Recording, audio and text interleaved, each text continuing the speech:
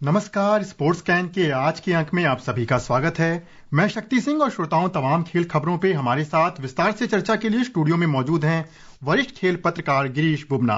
गिरीश जी, स्वागत है आपका। बहुत बहुत धन्यवाद शक्ति आपका। सबसे पहले नजर डालते हैं आज की स्पोर्ट्स हेडलाइंस पर। भारतीय निशानेबाजों ने जर्मनी के म्यूनिख में संपन्न ISSF विश्व कप में शानदार प्रदर्शन करते हुए 2 स्वर्ण और 2 कांस्य पदक जीते। खेल राज्य मंत्री रक्षा खड़से ने 2036 में होने वाले ओलंपिक खेलों की मेजबानी के लिए भारत की दावेदारी को लेकर अपनी प्रतिबद्धता दोहराई। पुरुषों और महिलाओं के लिए हॉकी इंडिया मास्टर्स कप कल से चेन्नई में शुरू और ICC एक दिवसीय बल्लेबाजी महिला रैंकिंग में भारत की स्मृति मंधाना शीर्ष पर पहुंची।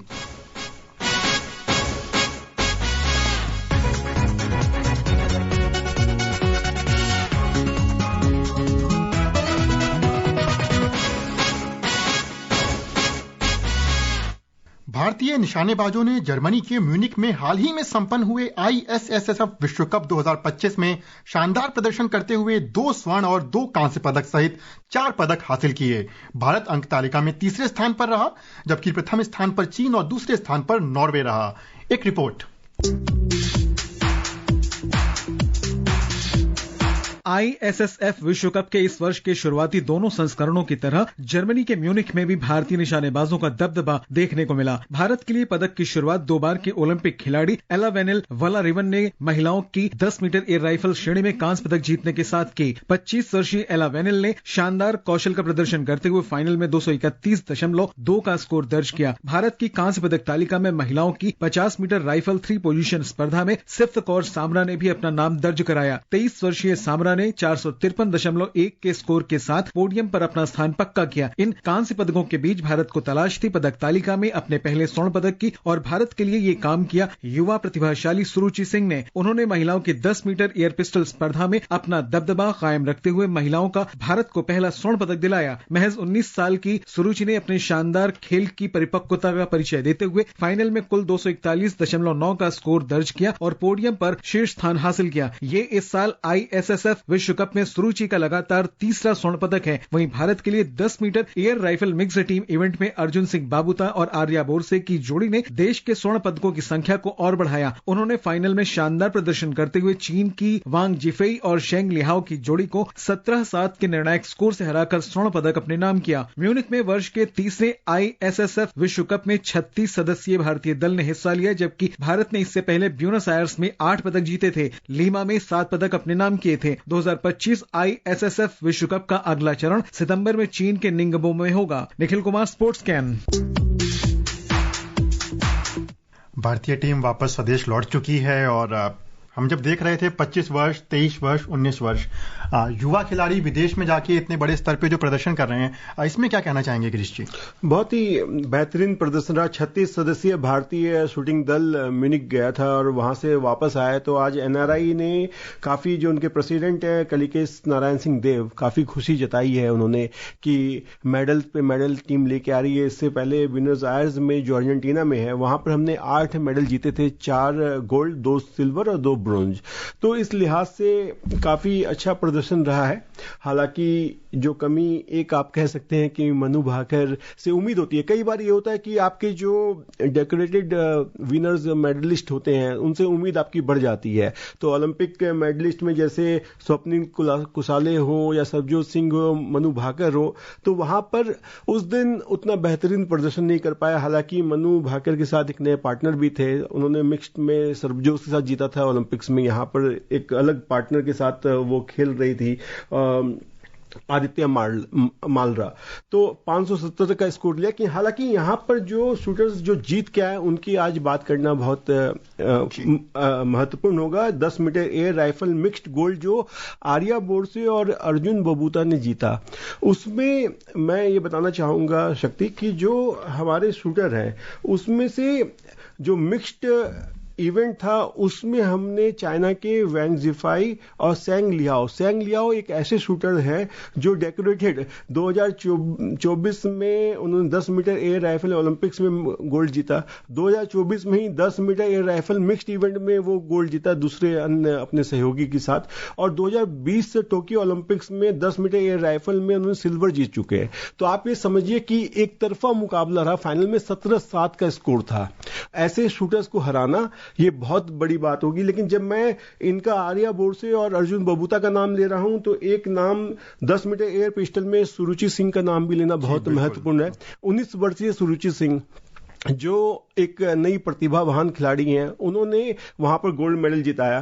फिर उसके अलावा जो काफी 1-2 साल से नाम आ रहा है सिफ्ट कौर का 50 मीटर राइफल 3 प्रोन जो उसमें होते हैं, उन्होंने ब्रोंज जीता। फिर 10 मीटर एयर राइफल में इलावेलिन वलारियन, जैसे आपने रिपोर्ट में बताया। तो शूटर्स की जो पौध है काफी बड़ी है और हर साल हमें कोई नए नाम आते हुए दिखेंगे, क्योंकि ऐसा होता है कई बार आप ये सुनेंगे कि भारत के लिए ओलंपिक्स में कोटा तो किसी और ने लिया, लेकिन जब फाइनल जब क्वालिफिकेशंस आता है या फाइनल जब फॉर्म की बात आती है तो कोई और शूटर जाता है। इसका मतलब ये हुआ कि आपके पास एक ऐसी लंबी फेहरिस्त है शूटर्स की जिसमें भारत जो है कम से कम वहां पर हर एक इवेंट में वहां पर टॉप शूटर्स हम देते हैं।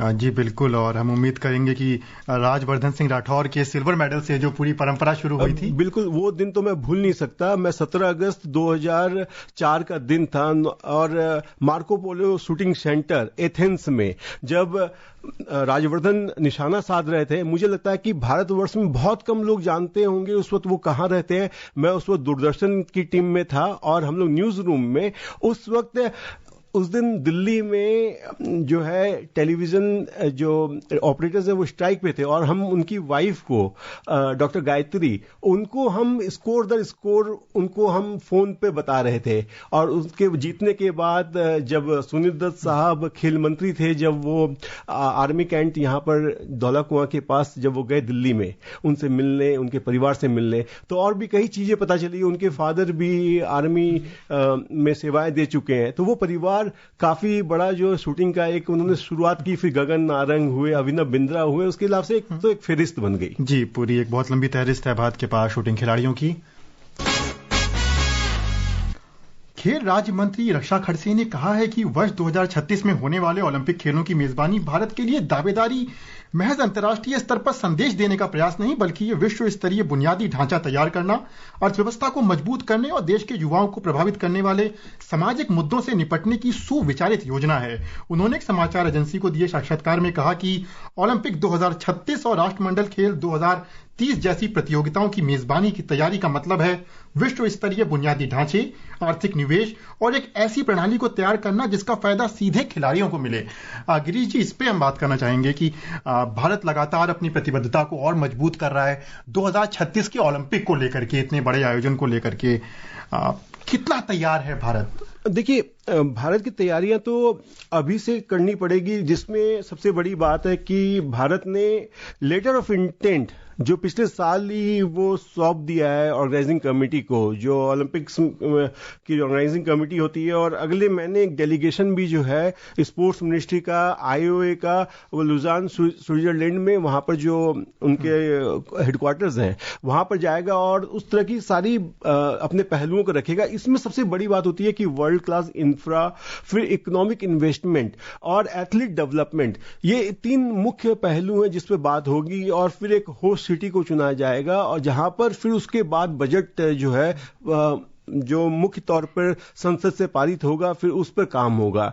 तो भारत ने न सिर्फ 2036 ओलंपिक्स बल्कि आने वाले 2030 राष्ट्रमंडल खेलों के बारे में भारत ने सोचना स्टार्ट कर दिया है, शुरू कर दिया है। तो मुझे लगता है कि हमने सिर्फ अभी तक 1951 और 1982 के एशियन गेम्स और 2010 का कॉमनवेल्थ गेम्स हमने आयोजन किया है। तो इस लिहाज से भारतीय सरकार और अन्य जो स्टेक होल्डर्स हैं उनके लिए एक बहुत बड़ी चुनौती होगी और बहुत बड़ी विषय सवाल है। जी गिरीश जी,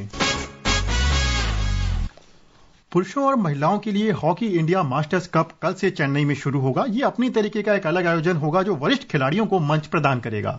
सुनते हैं एक रिपोर्ट। तमिलनाडु की हॉकी इकाई द्वारा आयोजित hockey India masters cup Chennai के मेयर राधाकृष्णन हॉकी स्टेडियम में शुरू होने जा रहा है। इस प्रतियोगिता की सबसे खास बात होगी इसमें भाग लेने वाले खिलाड़ियों की आयु। यह प्रतियोगिता 40 वर्ष से अधिक आयु वर्ग के पुरुषों और 35 वर्ष से अधिक आयु वर्ग की महिलाओं के लिए है। 10 दिन तक चलने वाले इस प्रतियोगिता में 12 पुरुष और 8 महिला टीमें भाग लेंगी। पुरुषों की टीमों को 4 पूल में बांटा गया है, जिनमें से पूल ए में आंध्र प्रदेश, तमिलनाडु और केरल है। पूल बी में ओडिशा, ओडिशा, पंजाब और पुडुचेरी तथा पूल सी में चंडीगढ़, महाराष्ट्र और मणिपुर शामिल हैं। वहीं अंतिम पूल डी में हरियाणा, कर्नाटक और त्रिपुरा को रखा गया है। जबकि महिला वर्ग में 2 पूल बनाए गए हैं, जिनमें से पूल ए में हिमाचल प्रदेश, कर्नाटक, महाराष्ट्र और केरल तथा पूल बी में ओडिशा, हरियाणा, पंजाब और तमिलनाडु को रखा गया है। हॉकी इंडिया मास्टर्स कप का यह उद्घाटन संस्करण भारतीय हॉकी में एक नया अध्याय जोड़ने जा रहा है, जो अनुभवी खिलाड़ियों को एक समर्पित मंच प्रदान करेगा। Jaya Bharati, sports scan. उधर लंदन में चल रही हॉकी प्रो लीग में भारतीय महिला टीम का मुकाबला अर्जेंटीना से जारी है। ताजा समाचार मिलने तक दोनों टीमों में से कोई भी टीम अभी गोल नहीं कर सकी है और जैसा देखा जाए कल कड़े मुकाबले में ऑस्ट्रेलिया से हार का स्वाद चखने के बाद भारत की आज उम्मीदें होंगी कि वो शानदार प्रदर्शन करे और इस मैच में जीत हासिल करे। इस मुकाबले पे क्या कहना चाहेंगे गिरीश जी? खैर फिलहाल तो अभी जो पहला हाफ है उसका 5 मिनट बचा हुआ है और दोनों ही टीम अभी गोल रहित है, तो इस लिहाज से तो मैं कहूंगा कि भारतीय रक्षा जो कवच है उसकी तो एक तरह से जीत है। लेकिन जो मुख्यतः जो माना जाता है दूसरा हाफ, जहां पर हम पिछड़ जाते हैं और हरेंद्र सिंह की ये टीम अब तक आप देखें ऑस्ट्रेलिया के खिलाफ भी वो वैसा प्रदर्शन नहीं कर पाई है। सबसे बड़ी जो उन्होंने चुनौती कही थी जो इस टूर्नामेंट से पहले, वो ये थी कि हम पेनल्टी कॉर्नर को कन्वर्ट करें और हमारे गोलकीपर वहां पर वो रक्षा सेव करे। तो वहां पर हम ज्यादा पेनल्टी कॉर्नर हम ज्यादा कन्वर्ट नहीं कर पा रहे पहले की बनिस्बत, हालांकि हमने किया है, जो एक आप ये कह सकते हैं कि एक प्रमोशन हुआ है, लेकिन बहुत सारी कमियां अभी हैं, इनको दूर करना है। शक्ति जी बिल्कुल। और आईसीसी एक दिवसीय बल्लेबाजी महिला रैंकिंग में भारत की स्मृति मंधाना 727 रेटिंग अंकों के साथ शीर्ष पर पहुंच गई हैं। 28 वर्षीय मंधाना ने नवंबर 2019 के बाद पहली बार रैंकिंग में प्रथम स्थान हासिल किया है। वहीं क्रिकेट से एक और खबर, जहां पर एक बहुत रोचक मुकाबले में ग्लास्गो में सोमवार को ऐतिहासिक पल देखने को मिला, जहां नीदरलैंड्स और नेपाल के बीच एक मुकाबला 3 बार सुपर ओवरों में पहुंचा और इसके बाद आखिरी में रोमांचक मुकाबले में न्यूजीलैंड ने जीत हासिल की। दोनों खबरों पे थोड़ी थोड़ी नजर डालना चाहेंगे गिरीश जी? हम बहुत संक्षेप में बताऊंगा कि 152 का जो स्कोर नीदरलैंड्स ने किया, वो नेपाल ने आखिरी ओवर में 16 रन चाहिए थे, तो नंदन यादव लास्ट के आखिरी 4 गेंदों में 4 रन 2 रन 2 रन 4 रन बना के उन्होंने 152 भी टोटल किया। अब उसके बाद आता है पहला सुपर ओवर जिसमें नेपाल ने 1 विकेट खोकर 19 रन बनाए। तो फिर वहीं पर नीदरलैंड्स ने भी जो अपना है 19 रन बनाया, आखिरी 2 गेंद पे 10 रन बनाए और इस तरह से 19 रन बना के फिर दूसरे सुपर ओवर में गए। दूसरे सुपर ओवर में नीदरलैंड्स ने पहले बैटिंग की, 17 रन बनाए और वहां पर फिर 17 और 17 पे ही मुकाबला बराबर पे किया। तो पहली बार है किसी भी आईसीसी की टीम, मतलब मैं इंटरनेशनल फॉर्मेट की बात करूं या लिस्ट ए की बात करूं, तो वहां पर पहली बार ऐसा हुआ जिसमें कोई भी टीम 3 सुपर ओवर में गई। हालांकि आईपीएल में हो चुका है, लेकिन 3rd सुपर ओवर में जब बात हुआ तो वहां पर नेपाल की टीम दोनों विकेट उन्होंने शून्य पे गवा दिया और यहां पर नीदरलैंड ने पहली बॉल पर ही छक्का लगा दिया। तो एक बहुत ही रोमांचक मुकाबला था। बिल्कुल, आपने सही कहा कि रोमांच के साथ इस मुकाबले का अंत हुआ। और अब समाचार योग जगत से।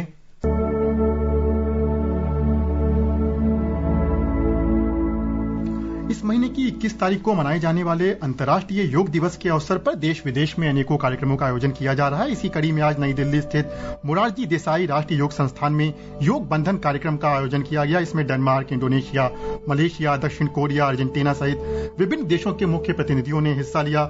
इस कार्यक्रम का मुख्य उद्देश्य ये है कि ये खिलाड़ी ये सभी प्रतिभागी यहाँ से निकल के अपने अपने देशों में जाएंगे, जहाँ पे योग संस्कृति को लेकर के जो भी पहले चलाई जा रही है उनका प्रचार प्रसार करेंगे और प्रोत्साहन के लिए लगातार योग के लिए कार्यक्रम चलाया जा रहा है। इस वर्ष अंतर्राष्ट्रीय योग दिवस का थीम है एक पृथ्वी एक स्वास्थ्य के लिए योग।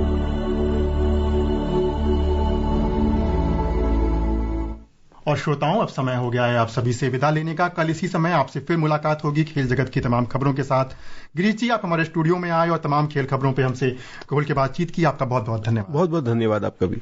और श्रोताओं, इसी के साथ मुझे और स्पोर्ट्स कैन की पूरी टीम को अनुमति दीजिए। नमस्कार।